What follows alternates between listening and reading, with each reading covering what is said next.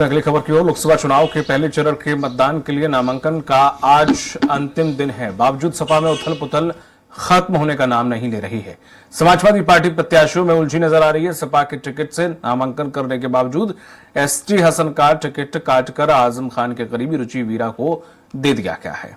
आज वह नामांकन करेंगे और दूसरी तरफ सपा के लिए सबसे बड़ी आफत आजम खान की पारंपरिक सीट मानी जाने वाली रामपुर सीट को लेकर हो गई है। और हाल ही में सपा सुप्रीमो अखिलेश यादव सीतापुर जेल पहुंचकर आजम खान से सीटों के बारे में चर्चा की थी और इसके बाद से सपा पदाधिकारियों ने प्रेस कॉन्फ्रेंस करके आजम खान के हवाले से लिखे गए एक पत्र को जारी किया।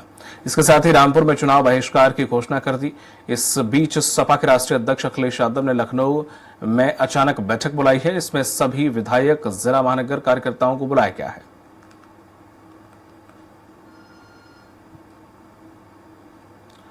और आज अंतिम दिन है नामांकन का और बसपा यहां पर अभी भी उथल पुथल में उलझी हुई है। लगातार सीटों में परिवर्तन किया जा रहा है।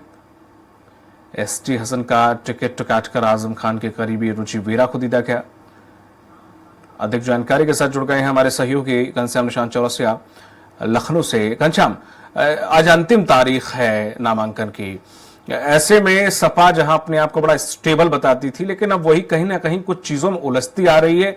अब इसके दो रीजन है, या तो आपसी कुछ समझ से नहीं बैठ पा रहा है या फिर उन्हें ये बाद में एहसास हो रहा है कि बीजेपी के प्रत्याशी से हमारा प्रत्याशी शायद कमजोर है तो उसे बदल देना चाहिए। ये बदलाव आखिरी मोमेंट पे सपा क्यों कर रही है? कौन सा गणित बिठा रही है?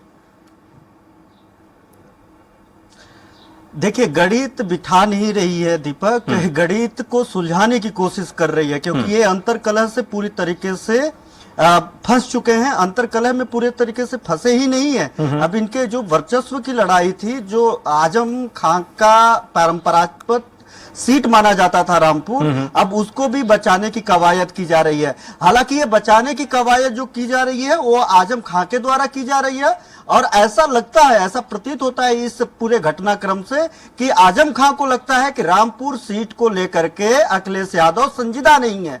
और यही कारण है कि पिछले कुछ चुनावों में जब दो उपचुनाव हुए, चाहे उनके बेटे को लेकर के उपचुनाव हुआ, उनके बेटे की सीट पे जब जहां पे वो विधायक थे, और चाहे इनके लोकसभा क्षेत्र को लेकर के था जब इन्होंने वहां पे इस्तीफा दिया था, इनकी सदस्यता गई थी, माफ करिएगा सदस्यता गई थी। उनको समाजवादी पार्टी में आजम खान को लगता है कि जो इनकी परंपरागत सीट रही है रामपुर, उस सीट पे अखिलेश यादव उस मुहिम के साथ, उस विजन के साथ नहीं लड़ते जिस विजन के साथ वो अपने गढ़ में लड़ते हैं। यही कारण है कि उन्होंने एक पत्र जारी किया। एक उनके जिलाध्यक्ष जो हैं, समाजवादी पार्टी के जो जिलाध्यक्ष हैं, उनके जरिए एक पत्र उन्होंने सार्वजनिक कराया और उन्होंने रामपुर लोकसभा चुनाव को लेकर के उन्होंने उस चुनाव का बहिष्कार करने की बात कही। और इसके अलावा अगर बात अगर करें इसके अलावा अगर उनकी बात करें तो दीपक, उन्होंने कल जो है कल उन्होंने प्रेस कॉन्फ्रेंस करके दो ऑप्शन दिए। उन्होंने कहा या फिर अखिलेश यादव रामपुर से चुनाव लड़े या फिर हम लोग चुनाव का बहिष्कार करेंगे। आखिरकार आजम खान इस बात को लेकर के क्यों जिद किए हुए पड़े हैं कि अखिलेश यादव ही रामपुर से चुनाव लड़े? इसके पीछे का यही कारण है कि पिछले कुछ घटनाक्रमों को अगर याद किया जाए दीपक, तो जब आजम खान जेल गए थे तो इनके एक निजी सचिव हुआ करते थे। उन्होंने उस वक्त एक वीडियो बयान जारी किया था, फिर प्रेस कॉन्फ्रेंस किया था। उन्होंने कहा कि आजम खान की यह दुर्दशा नहीं होती अगर अखिलेश यादव साथ देते। अखिलेश यादव ने किसी भी कदम पे आजम खान को रामपुर के मामले में, उनके केस के मामले में, उनके मंत्रिमंडल में जब थे उससे संबंधित केस के मामले में कहीं पर भी समाजवादी पार्टी या फिर यूं कहे कि उसके मुखिया अखिलेश यादव ने आजम खान की मदद नहीं की। यही कारण रहा कि जो जितने भी उपचुनाव हुए उसमें समाजवादी पार्टी हारती रही। यही कारण रहा कि जेल जाते रहे, कोई संघर्ष नहीं हुआ। अब ये डर कहीं ना कहीं इस प्रकरण में ऐसा लग रहा है कि ये डर आजम खान के अंदर घर कर चुका है। उनका साफ तौर पे सोचना है कि अगर यहाँ पे आजम खान का कोई प्रत्याशी होगा, आजम खान का कोई जानने वाला होगा, या फिर आजम खान के तरफ से अगर कोई जो है कोई टिकट देगा, तो ऐसे में फिर से सपा मुखिया जो है उस पर पूरी जोर शोर से चुनाव नहीं लड़ेंगे और फिर से हार का सामना देखना पड़ेगा। तो अब जो है वो ये सोच रहे हैं कि ऐसे में अखिलेश यादव जब चुनाव लड़ेंगे तो अखिलेश यादव के वर्चस्व की लड़ाई हो जाएगी, उनके नाक की लड़ाई हो जाएगी। तो कम से कम मेरा खुद का गढ़ रामपुर तो बच जाएगा कम समाजवादी पार्टी की तरफ से। एक तो ये प्रकरण जो था ही इसी बीच ये खबर सामने आ गई कि कल रुचि वीरा जो आजम खां के बेहद करीबी मानी जाती हैं, इस प्रेशर पॉलिटिक्स में अंतर अपने जो है पार्टी के अंदर ये प्रेशर पॉलिटिक्स क्रिएट किए आजम खां। उसमें प्रेस कॉन्फ्रेंस हुआ और पता चला एससी हसन जिन्होंने नामांकन कर दिया था समाजवादी पार्टी के टिकट पर, तो उन्होंने वहां पे अगर बात करें तो वहां पे जाकर के वहां पे रुचि वीरा को टिकट दे दिया गया और एसटी हसन का टिकट काट दिया गया।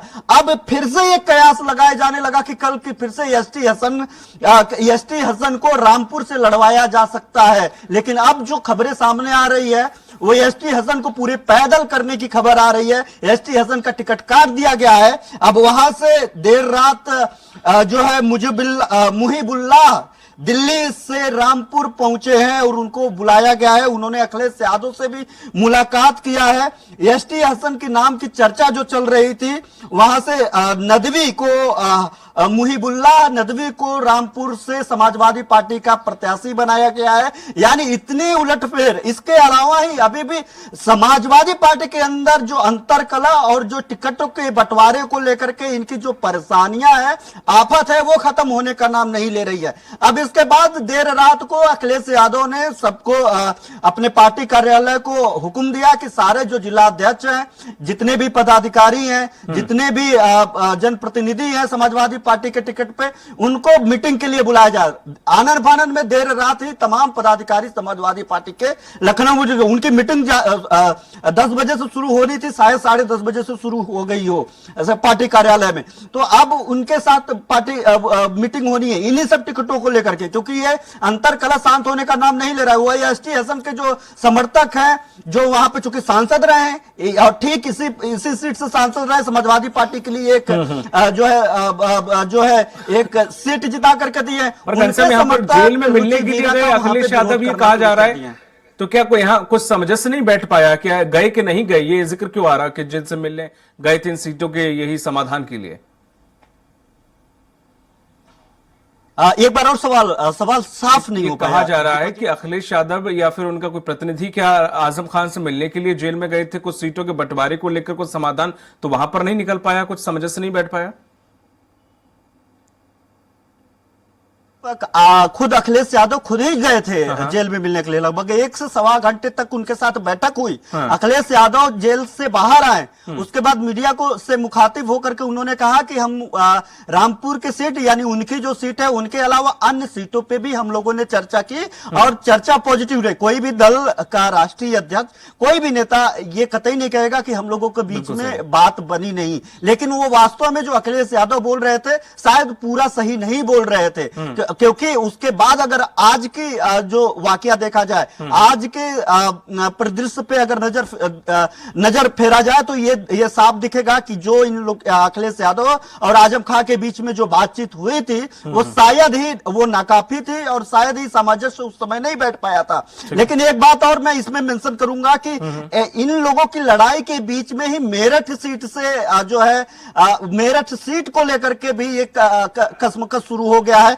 आज अंतिम दिन है, महज कुछ घंटे का वक्त है, 3 बजे 4 बजे 3 बजे तक जो है नामांकन होना है। उसके पहले सभी प्रत्याशियों को नामांकन पूरा कर लेना है और इसी बीच जो है मेरठ को लेकर के मेरठ हापुड़ से प्रत्याशी हैं भानु प्रताप सिंह, जिसको समाजवादी पार्टी ने टिकट दिया है। वो पेशे से अधिवक्ता हैं। उनको टिकट देने के बाद एक वीडियो वायरल हुआ। उस वीडियो के बाद भी समाजवादी पार्टी पूरी तरीके से वहां के टिकट को लेकर के हाशिए पे जा पहुंची। दरअसल वो वीडियो वायरल बताया जा रहा है कि एकाएक थोड़ा सा पुराना वीडियो वायरल है, जिसमें वो कहते हुए दिखाई दे रहे हैं समाजवादी पार्टी के प्रत्याशी कि मंदिर को तोड़ दो, मंदिर की इस देश की जरूरत नहीं है, मंदिर से कोई पढ़ाई नहीं करेगा। ठीक वही एक जो इंटरव्यू कर रहा है वीडियो में, वो पूछा कि तो अगर मंदिर को तोड़ दिया जाए तो मस्जिद भी तो ठीक है, मस्जिद से भी तो पढ़ाई नहीं होती। तो उन्होंने कहा कि वो उनका संवैधानिक हक है, वो इबादत करते हैं तो करते रहे। ये जो वीडियो है इस वीडियो की कटिंग वायरल कर दी गई, जिसके बाद इसमें वो साफ तौर पे कहते हुए दिखाई दे रहा है मंदिर को तोड़ दिया जाए, लेकिन वो मस्जिद को लेकर के वो हिमायती होते हुए और संवैधानिक अधिकार की बात कर रहे हैं। फिर वो रिपोर्टर पूछता है कि तो फिर क्या मंदिर क्या संवैधानिक अधिकार नहीं है? फिर वो बोलने से और बात करने से लड़खड़ा जाते हैं, क्योंकि वो असल में वो अधिवक्ता तो है, लेकिन वहां पे वो बायसनेस वो दिखा रहे थे। अब उस वीडियो को वायरल किया जा रहा है मेरठ में, अंतिम दिन है आज।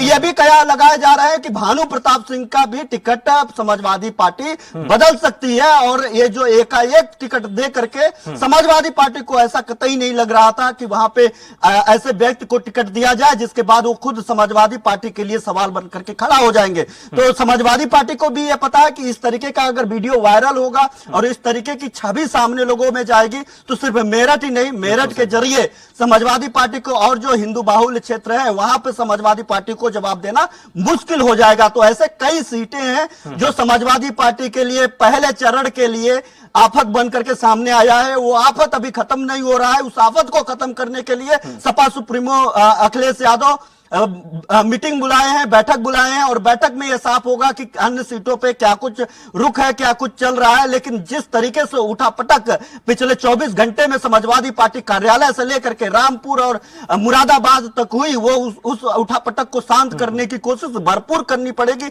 समाजवादी पार्टी को, क्योंकि सर्वेश सिंह जो पिछली बार महज कुछ वोटों से हारे थे जो है मुरादाबाद से और एसटी हसन के सामने, तो ऐसे में ये भी वो काफी लंबी जो उनके लिए थोड़ा सा मुफीद रास्ता बन जाएगा अगर इनके अंतरकलह में विरोध समाजवादी पार्टी के प्रत्याशियों को लेकर के होगा। जी दीपक, महत्वपूर्ण जानकारी के लिए बहुत बहुत शुक्रिया आपका घनश्याम।